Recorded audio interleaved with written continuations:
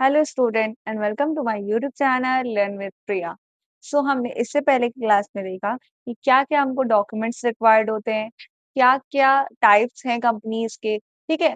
तो हमने ये सारी चीजें देखी, क्या-क्या डॉक्यूमेंट्स रिक्वायर्ड होते हैं जब हम कंपनी को फॉर्म करते हैं, तो हमें क्या-क्या डॉक्यूमेंट्स चाहिए होते हैं, ठीक है? जनरली हमने ये सब कुछ जाना, ठीक है? जिसमें हमने देखा कि एमओए, एओए ये सारी चीजें चाहिए होती है, प्रोस्पेक्टस होता है जो का पब्लिक को बुलाने में हेल्पफुल होता है। तो ये सारे हमारे डॉक्यूमेंट्स थे, फिर हमने टाइप्स को देखा, इन डिटेल में नहीं गए बट इन अ शॉर्ट हमने देखा कि क्या-क्या टाइप्स होते हैं, ठीक है? आज की क्लास में हमको पढ़ना है एडवांटेज और डिसएडवांटेज ऑफ कंपनी फॉर्मेशन मतलब अगर एक कंपनी हमको बनानी होती है, तो हमारे क्या एडवांटेज होते हैं और क्या डिसएडवांटेज ये सारी चीज़ें हमको देखनी है। तो फिर आप लोग देख पा रहे होंगे स्क्रीन पे दिया हुआ है एडवांटेज ऑफ कंपनी फॉर्म, ठीक है? जिसमें सबसे पहला पॉइंट है कि लिमिटेड लायबिलिटी मतलब कि जब भी हम कंपनी बनाते हैं, तो हम जब बिज़नेस बनाते हैं, तो हमें लायबिलिटी अनलिमिटेड हो जाती है। मतलब हमारी जो लायबिलिटी है, वो अनलिमिटेड हो जाती है। जो मेंबर्स होते हैं, उनको अनलिमिटेड लायबिलिटी पे करनी पड़ती है। मतलब कि जितनी लायबिलिटी होगी उनको लाकर देना पड़ेगा, चाहे वो अपने घर से लाकर दें। पर यहाँ पे क्या फ़ायदा मिलता है हमको कंपनी बनाने का? कि हमारी लायबिलिटी क्या हो जाती है लिमिटेड हो जाती है। मतलब कि हमको बहुत ज़्यादा लायबिलिटी पे करने की ज़रूरत नहीं पड़ती है। कम लायबिलिटी पे करके भी हम अपनी कंपनी को रन कर सकते हैं। कम लायबिलिटी मतलब कि जैसे जिसका ये नहीं कि अब एक मेंबर के ऊपर पूरा प्रेशर है कि वो उसको पूरी लायबिलिटी फ़ील करनी पड़ेगी, पूरी लायबिलिटी देनी पड़ेगी, नहीं। उसने जितना शेयर रखा है बस उतने ही की उसके पास लायबिलिटी है। फिर क्या है large financial resource. Large financial resource मतलब कि ये एक तरह से रिसोर्स मतलब कि यहाँ पे बहुत ज़्यादा फाइनेंशियल रिसोर्सेज़ के बहुत अच्छे इन्वेस्ट मतलब अगर पैसे हमें ज़्यादा चाहिए, तो हम कंपनी के थ्रू ला सकते हैं। क कैम कंपनी के थ्रू इन्वेस्ट करवा सकते हैं।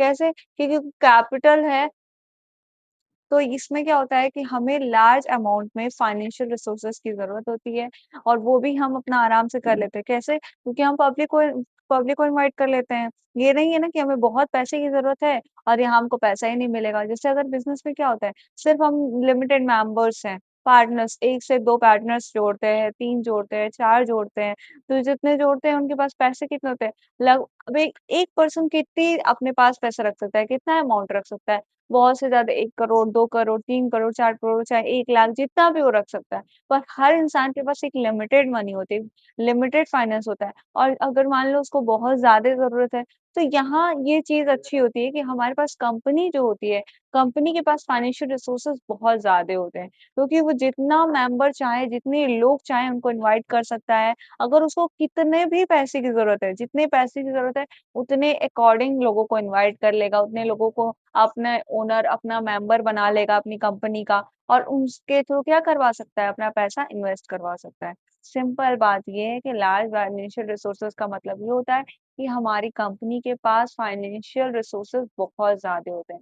वो जितने मेंबर्स को चाहे, जितने लोगों को चाहे वो अपने ग्रुप में ऐड कर सकता है, उनसे पैसा इन्वेस्ट करवा सकता है। उसके पास कुछ ऐसा नहीं है कि नहीं 2 लोगों को ही जोड़ना है, 2 ही पार्टनर्स आ सकते हैं, 3 ही पार्टनर्स आ सकते हैं। उनके आने से बार-बार हमको कंपनी के अपने सारे पार्टनरशिप डीड वुड चेंज करवाने पड़ेंगे। नहीं, यहाँ कंपनी ऐसा नहीं करती है, कंपनी जितना चाहे उतने लोगों को जोड़ सकती है, शेयर्स दे सकती है और पैसे इन्वेस्ट करवा सकती है।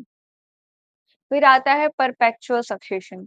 Same thing again and again कि आप जब भी परपेचुअल सक्सेशन का मतलब ये होता है कि कंपनी हमारी कभी भी बंद नहीं होती है, वो स्मूथली रन कर रही होती है after the death of members. मतलब अगर किसी भी मेंबर्स का जो भी शेयर्स हमारा होल्ड कर रखा है, शेयर होल्डर है और अगर उसमें से किसी भी शेयर होल्डर का कुछ भी हो जाता है, कोई भी डेथ हो जाती है, कुछ भी हो जाता है, तो उससे हमारी कंपनी पे कोई भी इम्पैक्ट नहीं पड़ने वाला है। हमें हमारी कंपनी एज़ यूजुअल अपने अकॉर्डिंग क्या करेगी, रन करेगी, स्मूथली रन कर रही होगी, उसमें कोई भी फाउंडेशन नहीं लगने वाला है, कोई भी कंपनी के ऊपर इम्पैक्ट नहीं फिर आता है हमारा प्रोफेशनल मैनेजमेंट। प्रोफेशनल मैनेजमेंट का मतलब ये होता है कि हमारी कंपनी को मैनेज करने के लिए डायरेक्टर होते हैं, जो प्रोफेशनली तरीके से हमारी कंपनी को मैनेज कर रहे होते हैं।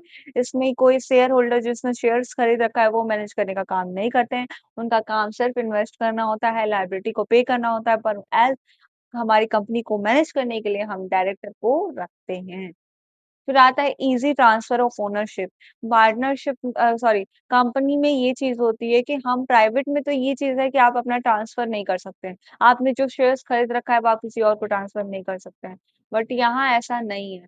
यहाँ पे हम ईज़िली अपने ओनरशिप को ट्रांसफर कर सकते हैं, दूसरों को दे सकते हैं। अगर हमने कोई भी कंपनी का शेयर्स ले रखा है और अगर वो पब्लिक कंपनी है, तो हम वहाँ पे अपने क्या कर सकते हैं, शेयर्स को ट्रांसफर कर सकते हैं। तो ये था हमारा एडवांटेज। एक बार फिर से रिपीट कर लेते हैं कि पहला एडवांटेज क्या है? लिमिटेड लायबिलिटी मतलब हमारी लायबिलिटी क्या होती है? लिमिटेड होती है। हमको बहुत ज़्यादा अमाउंट पे करने की ज़रूरत नहीं होती है। हमने जितना अमाउंट में शेयर्स ले रखा है, बस उतना ही हमको लायबिलिटी पे करना है। लार्ज फाइनेंशियल रिसोर्सेज़ होता है, पब्लिक कंपनी के पास resources, financial resources, capital invest करने वाले लोग बहुत ज़्यादा होते हैं, क्योंकि यहाँ पे पब्लिक को ही इनवाइट करके कैपिटल को इन्वेस्ट करवाया जाता है। इसलिए कंपनी के पास क्या होता है? रिसोर्सेज़ ज़्यादा होता है। परपेचुअल सक्सेशन मतलब कि अगर after the death of the member there are no foundation की कंपनी आपकी बंद होगी। आपकी कंपनी एज़ यूजुअल अपने तरीके से वो स्मूथली रन कर रही होगी। प्रोफेशनल मैनेजमेंट मतलब कि ऐसा नहीं है कि जो मेंबर है वही अपनी कंपनी को रन कर रहे हैं, वही मैनेजमेंट देख रहे हैं। यहाँ पे जो शेयर होल्डर होता है बस शेयर ले लेता है, अपना इन्वेस्टमेंट कर लेता है, बाकी काम वो डायरेक्टर के ऊपर छोड़ देता है जो मैनेज करने का काम करते हैं। फिर है easy transfer of ownership. Easy transfer of ownership का मतलब क्या है? कि यहाँ पे आप ईज़िली अपने ओनरशिप को ट्रांसफर कर सकते हैं। कोई बाउंडेशन नहीं है कि आप अपने शेयर्स को ट्रांसफर मत करिए, आप अपना शेयर्स ट्रांसफर कर सकते हैं। बट ये सिर्फ़ हमारी पब्लिक कंपनी में होता है, ना कि प्राइवेट कंपनी में। ओके? तो ये था हमारा एडवांटेज। अब हम आते हैं disadvantage of own company formation मतलब कंपनी फॉर्मेशन का डिसएडवांटेज देखेंगे कि अगर हम कंपनी को फॉर्म करते हैं तो हमारे पास क्या डिसएडवांटेज है। ठीक है? तो चलिए स्टार्ट करते हैं डिसएडवांटेज ऑफ कंपनी फॉर्मेशन। पहला डिसएडवांटेज है कॉम्प्लिकेटेड लीगल प्रोसीजर मतलब कि जो इसकी प्रोसेस होती है वो थोड़ी कॉम्प्लिकेटेड होती है। जैसे हमको बिज़नेस में क्या करना रहता है, कुछ नहीं करना रहता है, जाना रहता है, एक रूल्स रेगुलेशन सारे पार्टनर्स मिलकर ये डिसाइड कर लेते हैं कि नहीं मुझे इतना परसेंट चाहिए, मुझे इतना रेशियो चाहिए, मुझे इतना रेशियो चाहिए। हम इतना कैपिटल लगा रहे हैं, हम इतना कैपिटल लगा रहे हैं, हमारी कंपनी का नाम ये है, सॉरी हमारे बिज़नेस का नाम ये है, हमारा ये नाम है, हम ये पार्टनर्स हैं बस, बिज़नेस में इतना ही रहता है। बट हमारी कंपनी को बनाने के लिए हमको बहुत सारे प्रोसेस को देखना पड़ता है। बहुत सारे प्रोसेस होते हैं जैसे हमको बहुत सारे डॉक्यूमेंट चाहिए, एमओए, एओए बहुत पता नहीं क्या-क्या चीज़ें हमें बनानी पड़ती हैं। बहुत सारी चीज़ें बनानी पड़ती हैं, सब पढ़ेंगे हम लोग। लेकिन फिर भी आप लोग बस इतना जानिए कि कंपनी को बनाने के लिए हमको बहुत सारे प्रोसेस को करना पड़ता है, ठीक है? जिसकी वजह से कंपनी को बनाने में क्या कह सकते हैं कि कंपनी का यही डिसएडवांटेज है कि कंपनी बनाना ईज़ी नहीं होता है क्योंकि वो कॉम्प्लिकेटेड हो जाता है। क्यों कॉम्प्लिकेटेड हो जाता है? क्योंकि उसमें बहुत सारे प्रोसेस होते हैं। फिर आता है हाई कॉस्ट ऑफ फॉर्मेशन मतलब कंपनी को बनाने के लिए हमें बहुत सारे पैसे की ज़रूरत होती है। ये नहीं कि उठे 1 लाख 2 लाख रुपए लिए और बिज़नेस स्टार्ट, नो। इट्स क्योंकि इसीलिए तो कह रहे हैं कि यहाँ पे लोगों को इनवाइट क्यों किया जाता है ताकि हम लोगों को इनवाइट करें, उनसे पैसे इन्वेस्ट करवाएँ और अपनी कंपनी को रेडी करें क्योंकि यहाँ पे हमारा एक मैक मिनिमम अमाउंट में हमारी कंपनी रेडी हो सकती है। यहाँ पे ज़्यादा से ज़्यादा पैसे की ज़रूरत होती है, इसलिए इसे हाई कॉस्ट ऑफ फॉर्मेशन कहते हैं। हैवी गवर्नमेंट रेगुलेशंस यहाँ पे गवर्नमेंट रेगुलेशन क्योंकि पब्लिक कंपनी की बात कर रहे हैं हम, तो यहाँ पे गवर्नमेंट रेगुलेशंस की भी बात होती है। गवर्नमेंट का भी बहुत कुछ रूल रेगुलेशंस होता है। लैक ऑफ सिक्रेसी का मतलब क्या है कि जैसे देखो, अगर हम एक बिज़नेस करते हैं, ठीक है? जहाँ पे 2 लोग मेंबर्स हैं, जहाँ पे 2 लोग पार्टनर हैं, तो अगर बिज़नेस में कुछ भी होता है, तो वो सारी चीज़ें कौन हैंडल करेंगे? वो 2 लोग। जो भी अगर कुछ भी बात है बिज़नेस से रिलेटेड, वो 2 लोग जानते हैं। लेकिन अगर हम कंपनी की बात करें, जहाँ पे बहुत सारे लोग जुड़े हुए हैं, कैपिटल इन्वेस्ट कर रहे हैं और ये भी ज़रूरी है क्योंकि अगर सब पैसा लगा रहे हैं, तो सब कंपनी के बारे में जानकारी रखेंगे। तो इससे क्या होगा, जो चीज़ हम अगर नहीं बताना पड़ेगा। क्यों? क्योंकि यहाँ पे कंपनी की बात है, लोग पैसे इन्वेस्ट कर रहे हैं और लोग जानना चाहेंगे। तो यहाँ पे सिक्रेसी की कमी होती है, क्यों? क्योंकि यहाँ पे कोई भी बात छिप नहीं पाती है, यहाँ पे सारी बात सबको पता होती है, पर बिज़नेस में ऐसा नहीं होता है। बिज़नेस में कैसा होता है, कोई भी बात है अगर प्रॉफ़िट है, लॉस है, वो 2 लोग के बीच में रहेगा, पर कंपनी में ऐसा नहीं होता है। कंपनी में अगर कोई प्रॉफ़िट, लॉस या जो भी बातें हैं, वो सबके बीच होती हैं। समझ में आया? तो ये है दूसरा है स्लो डिसीज़न मेकिंग मतलब कि कंपनी में ये चीज़ भी डिसएडवांटेज है कि कंपनी में कितने सारे लोग हैं, मतलब नहीं भी अगर अगर पब्लिक कंपनी की बात करें तो 200, 300, 400, 500 कितने सारे लोग हो सकता है शेयर्स ले रखे होंगे। और उन सबको कलेक्ट करके कोई डिसीजंस तो शेयर होल्डर लेंगे जो शेयर्स ले रखे होंगे। तो उन लोगों को कलेक्ट करके उन लोग के अकॉर्डिंग डिसीजंस लेने में इतना टाइम लगता है। बिज़नेस में क्या है 2 लोग हैं मिले, उन्होंने अपना डिसीजन ले लिया। अब कंपनी में क्या है कितने सारे लोगों को बुलाना है, उनसे भी पूछना है, उनसे भी करना है और फिर डिसीजंस लेने हैं। तो ये क्या हो जाता है इससे डिसीजंस मेकिंग में टाइम लग जाता है। तो ये सारे डिसएडवांटेज थे। पहला क्या कि इसको बनाने में बहुत कॉम्प्लिकेटेड है, ये बहुत ज़्यादा प्रोसेस होता है इसमें। बनाने के लिए बहुत पैसे भी पे करने पड़ते हैं, गवर्नमेंट रेगुलेशंस भी ज़्यादा होते हैं, सिक्रेसी की भी कमी होती है, डिसीजन मेकिंग में भी बहुत धीरे होता है। तो ये था हमारा डिसएडवांटेज। अब हम देखते हैं कंक्लूज़न, ठीक है? कि क्या कंक्लूज़न होता है हमारे कंपनी कंक्लूजन ये है कि company formation is detail legal process. Company क्या है?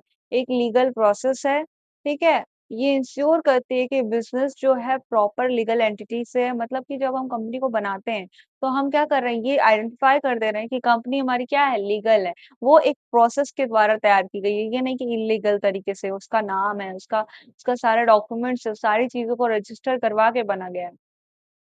Understanding the city help student and entrepreneur succeed in the corporate world. और अगर हम कंपनी फॉर्मेशन के बारे में जानते हैं, तो हमें ये चीज़ों के बारे में आइडिया लग जाता है कि हमारी कंपनी किस तरीके से बनती है, क्या-क्या स्टेज है, क्या-क्या स्टेप्स हैं, जिसको हम फॉलो करके अपनी कंपनी को बनाते हैं। तो यहाँ पे हमारा जो कंपनी फॉर्मेशन का क्लास था, कि कैसे कंपनी हमारी बनती है, वो इस क्लास में एंड होती है, ठीक है? अब हम कल न्यू टॉपिक के स्टार्ट करेंगे। आज के लिए बस इतना ही। लाइक एंड सब्सक्राइब करें। Thank you.